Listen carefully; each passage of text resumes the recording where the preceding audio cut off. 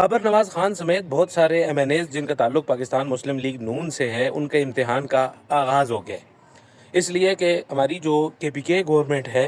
یا ہماری جو صوبائی اسمبلی ہے، وہاں سے پچھلے دنوں ایک قرارداد منظور ہوئی ہے کہ صوبہ ہزارہ بنانے کے لیے اب وفاق کو اقدامات کرنے چاہیے۔ میرے پاس وہ جو قرارداد ہے اس کی کاپی موبائل کے اندر موجود ہے۔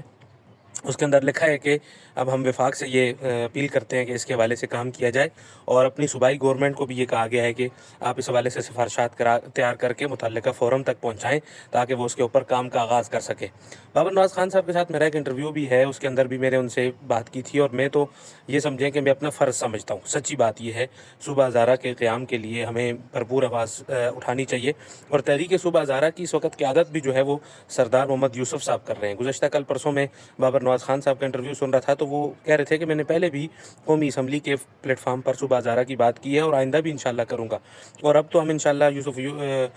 سردار یوسف صاحب کی قیادت کے اندر جو ہے نا وہ اس کے اوپر بھرپور انداز سے تحریک چلائیں گے اور لابنگ کریں گے اور اسمبلی کے اندر بات کریں گے، MNAs کو تیار کریں گے۔ جب آپ کا صوبہ تیار ہو گیا، آپ یقین مانیں کہ یہ وہ لوگ تھے، یہ ویسے تو فیصل کریم کنڈی صاحب کے سننے میں یہ آیا ہے کہ ان کے جو چھوٹے بھائی ہیں احمد کنڈی صاحب، انہوں نے یہ جو ہے نا پیش کی ہے تحریک، جو جن کا تعلق پیپلز پارٹی کے ساتھ ہے، اور ان کے ساتھ ایک MPA تھے، وہ پاکستان تحریک انصاف کے تھے۔ تو گویا کہ اپوزیشن اور حکومت دونوں نے مل کر کے یہ قرارداد پیش کی ہے، اور KP اسمبلی سے متفقہ طور پر یہ قرارداد منظور ہو گئی ہے۔ اب بال جو ہے نا وہ قومی اسمبلی کے کورٹ میں جا چکی ہے۔ قومی اسمبلی میں سادہ اکثریت جو ہے وہ پاکستان مسلم لیگ نون کی ہے، اپنی مرضی کے لیے 2/3 اکثریت بھی حاصل کر لیتے ہیں، اور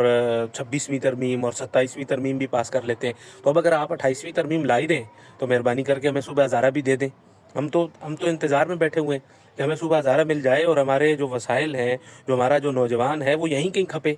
ہماری جو سب سے بڑی ٹینشن پریشانی یہ ہے کہ نوکری آتی ہے ہری پور میں، ایبٹ آباد میں، مانسیرہ میں، کوہستان میں، اور ان کے اوپر بھرتی ہوتے ہیں وہ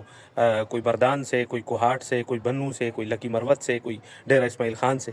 تو میرے صوبے کے اندر جب میرا عوام کھپے گا، میرا نوجوان کھپے گا، میری عوام کھپے گی، اور ہمارے لوگوں کو نوکریاں ملیں گی، ہمارے وسائل ہمارے لوگوں پر خرچ ہوں گے، انتظامی بنیادوں پر یہ صوبہ بنے گا، تو انشاءاللہ العزیز ملک بھی مضبوط ہوگا، اور ہمارے صوبے کی عوام کا، ہمارے بالخصوص ہمارے اس ڈویژن کی عوام کا کوئی پرسان حال بھی ہوگا۔ ورنہ ہمیں تو وہاں انسان نہیں سمجھا جاتا، ہمیں تو وہاں پنجابیان کہا جاتا ہے، ہمیں تو پاکستانی بھی تصور نہیں کیا جاتا۔